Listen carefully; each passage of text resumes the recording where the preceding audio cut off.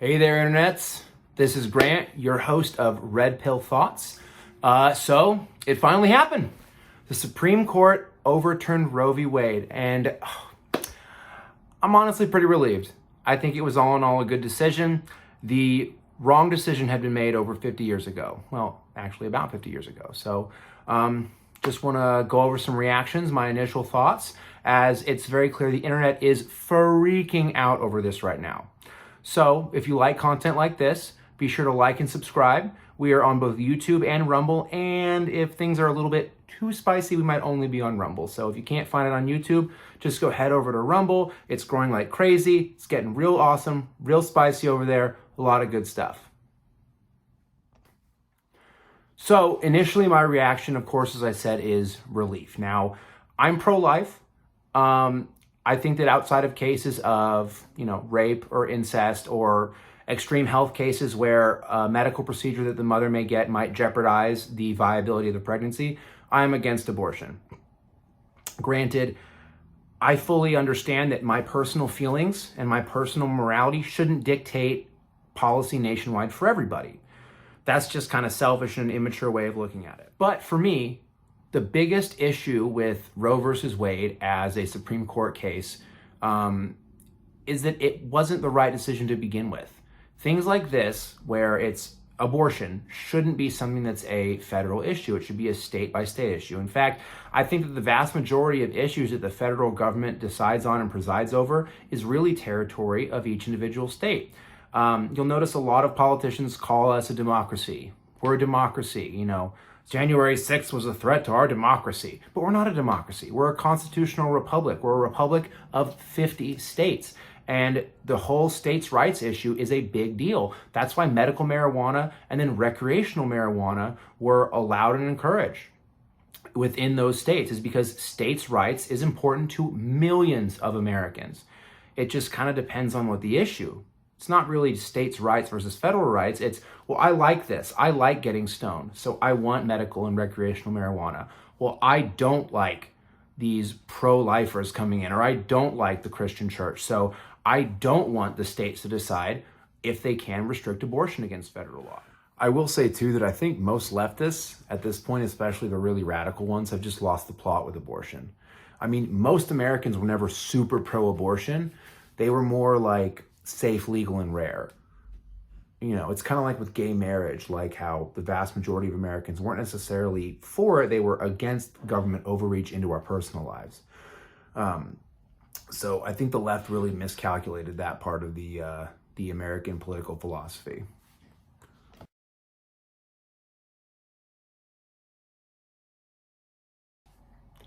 Now, if you want to discuss the issue of abortion itself, when life begins, what the cutoff point should be, again, that's all kind of up to the individual person for where they draw that line. Personally, I think because the unique genetic code is created upon conception, and I also believe that's when a soul forms, that's when life begins. Now, do I think that's practical politically to just outright ban abortion? No, it's not. I mean, there are cases of course, rape and incest when we should absolutely allow it. And I think that, as I recall, Texas's law that restricted abortion after 6 weeks did not specifically outline those exemptions. And I think that's a big oversight on the legislature in Texas to not do that.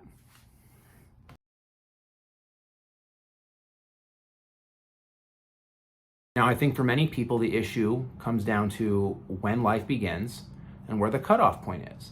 I think when, reasonable people can at least debate with that. Like I was talking with one of my friends on Facebook, and he said his cutoff point's about 3 months.